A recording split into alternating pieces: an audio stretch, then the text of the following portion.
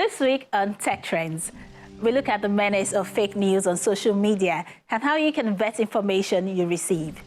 We also check out how some graduates are being trained and upskilled for the future of work.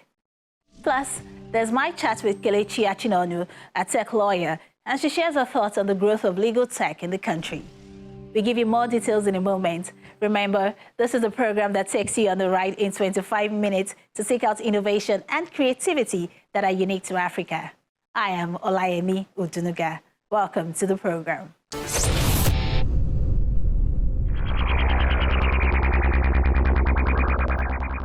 To create a more diverse and inclusive tech world, we need to inspire and empower the next generation of female role models to pursue and develop their careers in technology and become innovators, leaders, and entrepreneurs.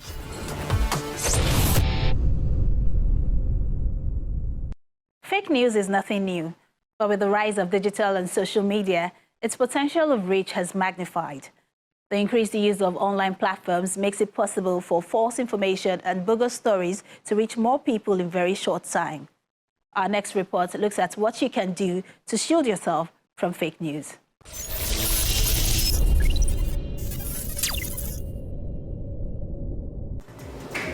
Every day, we consume a lot of information online via digital and social media platforms, but not everything we read or see is true. Because we live in a connected world, content can be shared quickly, and circulating false or misleading stories can just be a few clicks away. While the advent of social media has made sharing and consuming content easier, it has also in part been blamed for the spread of misinformation. For every thing in life, or every invention in life, there are also channels in which people will misuse those tools, and those channels. For every invention, let's use plane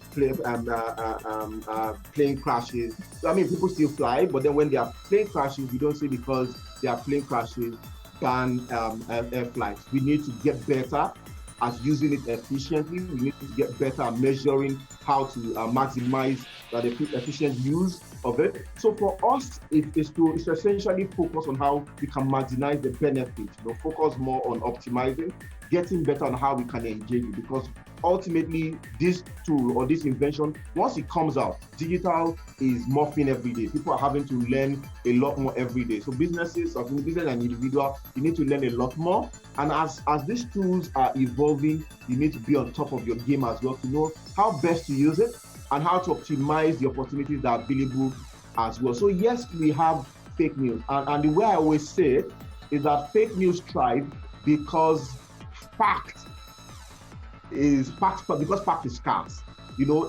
As long as fact is scarce and people don't know where to look for the original and authentic news, fake news is going to thrive. Fake news is false or misleading information presented as news, often with the aim of gaining attention, shaping opinion, or damaging a reputation. It combines three concepts: misinformation, disinformation, and malinformation, all under one umbrella called information disorder. Fake news is actually a clear danger that people need to pay attention to. And I know some brands like Facebook are pushing some information to deal with that as well. But it's becoming something that people, both entrepreneurs, startup owners, founders, and big corporations and brands need to pay attention and prepare for, so that you don't get into crisis mode. But how can you avoid fake news? Are there tech tools that allow people vet the information they receive? There are lots of tools that have been built on AI that help you to know if something is fake or if something is. Most of the time, even with the tools, they might get it wrong, because sometimes there's something called false positive, there's something called false negative. So false positive is something that is false but comes out as true. So what happens is there are a lot of tools. Google has a fact checker tool, right? There are a lot of other AI tools that have been built to do fact checking, and that really helps organizations or individuals. But the most challenging problem is the nuance of the environment. What is fake in Nigeria is different from what is fake outside of the country. So we need to have our own system of saying this is fake news and this is true news. Now, technology will now be able to over time learn what is fake and what is true, and now be able to alert individuals, say, look, this thing has an 80% or a 5% possibility of being fake. So you have to be cautious about sharing information from this news or sharing this news. In a bid to tackle fake news, there is a need for proper regulation and its implementation. A large part of this responsibility is placed on online platforms to create systems to filter fake news. A new EU regulation supported by the Digital Services Act demands tech firms to deal with disinformation and fake news on their platforms. But how will this reduce the impact of fake news online without necessarily infringing on the right of free speech? The regulation has its own place, but even with most of the websites, they've absorbed themselves of the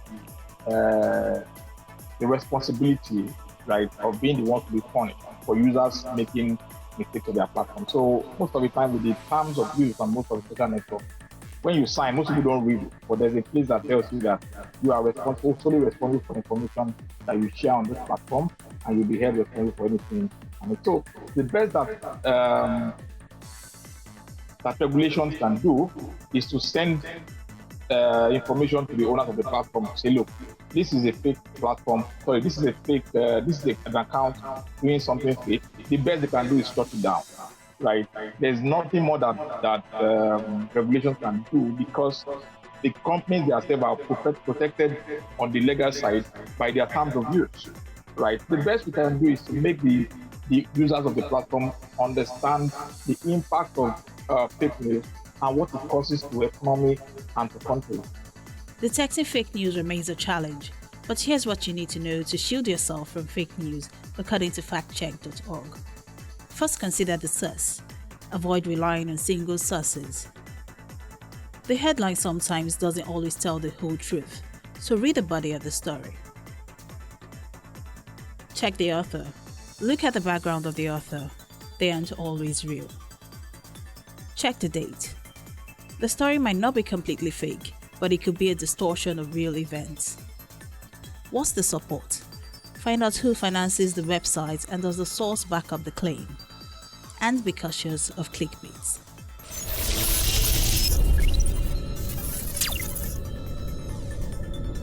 The world of work is constantly changing, a transformation many relate to the advancement of digital technologies. The skills needed to be successful in the workforce of today are quite different from those of the past. As new roles come into being, future occupations now require completely new skills as other functions become obsolete. This next report looks at how some graduates are being equipped with tech skills that will help them stay ahead of the curve.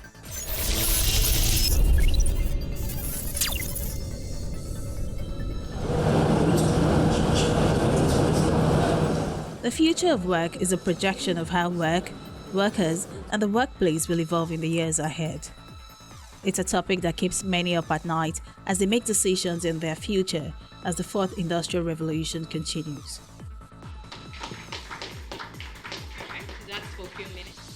To secure their future, these graduates are seated, waiting to be unleashed on the tech world as they complete a training to hone tech talent and upskill others in what's the needed skill in the future of work.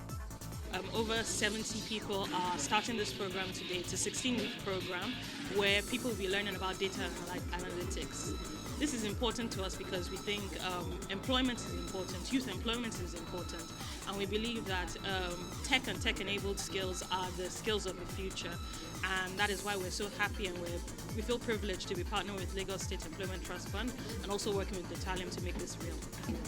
Detalium is generally geared towards equipping young African talent with premium tech skills and connecting them with jobs. And so far, we've been able to train over 16,000 individuals right across Africa and place 75% of our alumni into different jobs. So this program is going to run across the span of 4 months, where we're going to upskill these 78 chosen individuals in different tech skills, business analytics, data analytics, data science, as well as soft skills, right? Effective goal setting, leadership skills, as well as personal branding skills, right? So it's an all-encompassing 360 talent development program that integrates hard skills, soft skills, and personal branding skills. And trust me, we are willing to take these people from where they are now to where they want to be.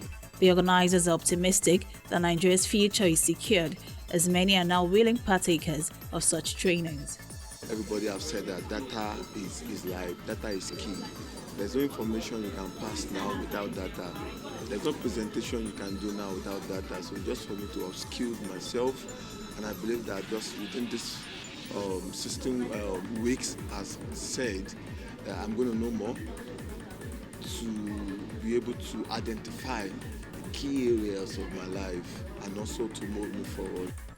The world of work is changing, and trainings like this will make this shift as significant as the mechanization in prior industrial revolutions.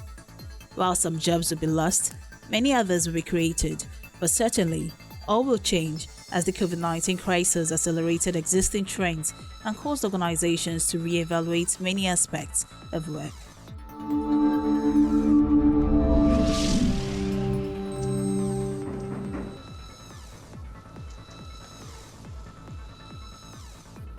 Hawa Shakir puts the finishing touches to an elegant lilac and grey dress, grabs her handbag and steps into a grey Toyota Corolla in front of her home in the outskirts of central Abuja. The 31-year-old is among thousands of Nigerians hailing rides using mobile apps. But her car has something unusual, a female driver. She said the trip on her ride, a ride-hailing app with exclusively women drivers that launched in August, set her mind at ease. On the way to a nearby mall, she taps happily on her phone. Some male drivers, she says, would chat inappropriately or even made her feel as though they might attack her. Yes, I've had scary experiences from the other rides. Sometimes drivers having unnecessary conversations with you, or the way they're dressed, they come off as, of course you'll be scared because they're guys, you feel like they want to attack you or something, or some funny conversations they're having with you where they're trying to get unnecessarily personal and you're wondering why. Her ride launched with 10 drivers and logged roughly 500 rides in the first month in Abuja, Nigeria's capital city. Nigeria does not have official statistics on sexual assaults on ride-hailing apps, but stories abound in local media and on social media of sexual assault, robbery, and harassment of female passengers and drivers.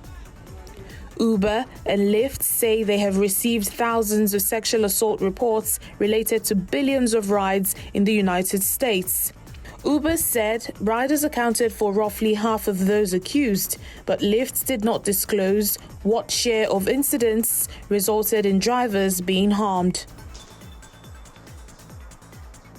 Her ride co-founder and CEO, Monsura Ali Oluwafuyi, 30-year-old, said these stories prompted the company's launch. So we don't want cases where women have to be on their toes, on the edge when they're using ride-hailing services. So her ride is there to provide safer alternatives for women. On the second hand, it is that if you look at the statistics all over the world, there are very few women who are drivers on these ride-hailing apps. It means that you can identify and highlight a few barriers that is not making women to get into the mobility industry. So we want to create inclusive opportunities for women.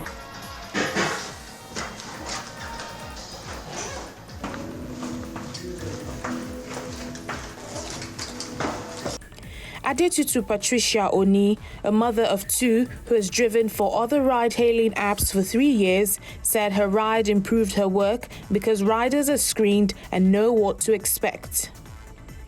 Before now, she got several ride cancellations, which she says come from men who do not want to be driven by a woman. We get discriminated on a lot.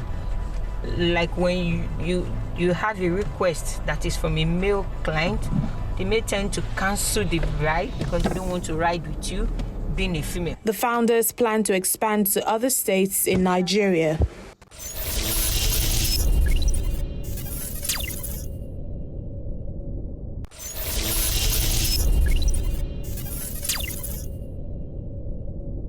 Technological advancements are being tailored to suit the needs of certain professions, and the legal sphere is no different.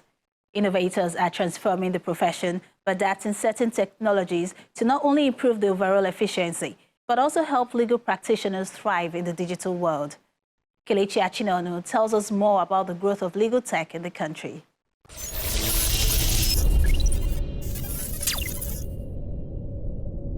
I think that, like they say, when there is a will, there is a way. There's like a lot in Nigeria, for instance, there's a lot of work that we need to do, especially around collaborating with certain stakeholders. So in our case, we've had situations where the government is on one side trying to figure out what to do, but they are not speaking to us or collaborating with us in the field, in the sense that they're not speaking to the participants in that sense, people that are building startups, founders, operators in the space that are doing these things. So there has to be a collaboration between the government and also the innovators or the operators. Innovation in this sense of legislation should not stifle or should not kill innovation. It should rather improve it. It should encourage growth and then, encourage innovation within the ecosystem. Well, you're right about that. But, there's no doubt that legal tech has transformed the practice of law and the delivery of legal services across the world. But what is the current state in Nigeria? Yes, you are correct. It has definitely transformed, legal service delivery around the world. But in Nigeria, it seems that we are playing catch up. And that's because, one, this is something I'm really very particular and passionate about, how we are able to leverage technology to, facilitate access to justice or even legal services delivery. But in Nigeria, you can count maybe a handful of people, less than 10 startups or less than 10 innovators that are able to go the extra mile to, to innovate in the space or to create products that are able to disrupt legal services delivery. And it's not particularly their fault. Another thing is the ecosystem itself, the kind of structure or system in place that can encourage this. Every day we hear investment conversations or news this person has raised in the fintech, the insurtech space, but in the legal tech space, you hardly hear that. That's one is because, Nigerians, we are used to pro bono services. Everything that has to do with law is equal to pro bono. So being able to bill Nigerians or charge Nigerians a fee for providing services seems like a long shot. And that is like something that I'm happy that startups or companies like Law Pavilion, NWLR Online, Wikipedia, Next Counsel are trying to push these boundaries. But I would dare say that there's a lot of work to be done within the system or within the structure itself to encourage more people, encourage more innovators, encourage more solutions that are able to solve problems in both the justice space and facilitate better access to legal service delivery. Now let's go to our laws. How can we reform our laws to reflect the advancements in technology? I would say that one, it starts from a realization that something is wrong. In that sense, we need to be able to understand that, yes, we need help. And in doing that, it would be great that every kind of stakeholder in this sense. So like I said earlier, the government on one hand, the operators on the other hand, the startups on the other hand, come together to understand. We want that, legislations, regulations, policies that are published to regulate the ecosystem and not one that would scare us. You cannot expect a startup or someone that's just trying to innovate in the fintech space to bring over £500,000, over 3 million naira, or 5 million naira for a license. Where do they want to get that kind of money? When they are just trying to test the idea to understand, the kind of solution they want to build. Like they would say, nah, startup, I won't be, I know key person. So how do they want to raise that kind of money? So I think that, there has to be a roundtable conversation and one that would also adopt methodologies in product management, for instance, agile methodology, where we test this thing. Is this working? Is this policy working for the startups? Is this encouraging growth within the ecosystem? If it isn't, how do we go back? What do we do next? Not one where, it's like a policy is published without any consultation or any particular research, and it just feels like everybody has to align with it. If you don't align with it, you are out of business in that sense. We need a lot more collaboration that leads to certain kinds of action that fosters growth and innovation within the ecosystem. So there has to be a lot of conversation, a lot of active, proactive conversations, not reactive again. Well, let's take the conversation to access to justice. How can technology help? Every day we see different legal tech startups, popping up to help expand access to justice. But how can the new, technologies help individuals who cannot retain counsel or lack the resources to engage formal legal institutions? Okay, so I think this is where the government comes in, because I mean, we know that money runs the world, and as much as possible, even no matter how, as a person, I am very passionate about, fostering access to justice, leveraging technology. One is the fact that in Nigeria, we have a lot of people using smartphones, yes, and we have like a certain demography of literates, but at the same time, there's still a number of people that do not particularly understand what we term as technology. So there has to be a way where there is a hybrid situation in this case between people that can use tech and people that cannot, so that we are able to accommodate everyone.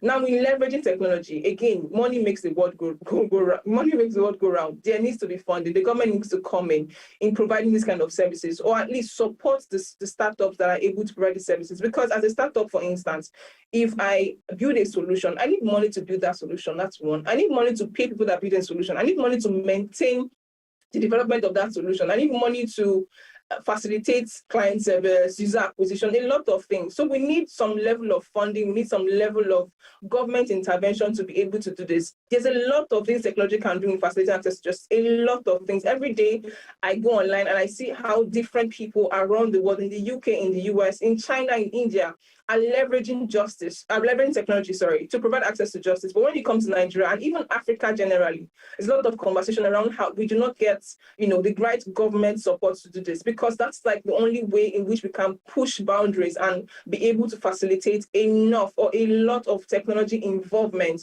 in providing access to justice. And what aspects of our judicial administration, especially data infrastructure and accessibility, need to change in order to promote the development of legal technologies, which in turn can open the doors of justice? Okay, I think it's every aspect. So recently I saw a tweet where somebody mentioned that, if you wanted to change, if you had ideas around how you wanted to develop a website or a solution for, I think, the Supreme Court to be able to upload their judgment, you should, send it in. And another thing I'm saying is, to send that in, you have to write a proposal and then send it to the office of the CJN. And I'm like, when there are emails, why do I have to write a proposal where I'm in Lagos and send it all the way via, I don't know, whatever delivery service? So that's already hard copy, and you are trying to encourage, more digitalization or what's moving to digital world. I believe that it's every aspect, right? Uploading judgments, recording judgments, verbatim reporting of courts activities. I'm happy to say that recently during the NBA conference, in my panel session, I spoke about how we are trying to track what exactly causes delay in dispensation of justice in the courts. There's a lot of conversation around the delay of courts activities, court proceedings. You don't know when, if you start a court case today, it's possible you hand it over to your child or to your grandchildren. I want to be able to track that. And doing that, we now have to record court proceedings to be able to gather those data. So if I go to court today, and I'm a volunteer, I would record what happened in court today in a particular case. So by the time we are done with all that over a period of time, we're able to track, is the lawyers that are delaying this proceedings? Is it that it's the judge himself? Are the judges over our justice overwhelmed, right? Is it the system itself that set us up for failure? By the time we do all that, we'll be able to definitely hit the nail on the head. And this is something that I'm happy that, we are already opening ourselves up to, at least at the NBA level. And it's something that should also happen in the judiciary. Let's also, with respect to data infrastructure, technology can do everything, a lot of things, a lot of changes. We just need to be open to it. We need to be open to, being able to leverage it to make things better. Oh, thank you so much for, sharing your opinions with us, Kelechi. Thank you for having me.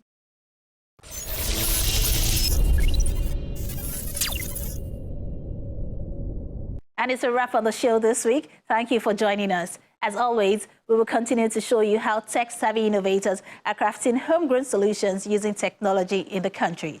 From startups to big techs and, of course, inventful thinkers, we'll show you all. If you missed any parts of the show, you can always catch up on social media at TechTrends TV. You can also watch this and previous editions of the show on the Channels TV YouTube account. For TechTrends, I'm Olayemi Odunuga. Bye for now.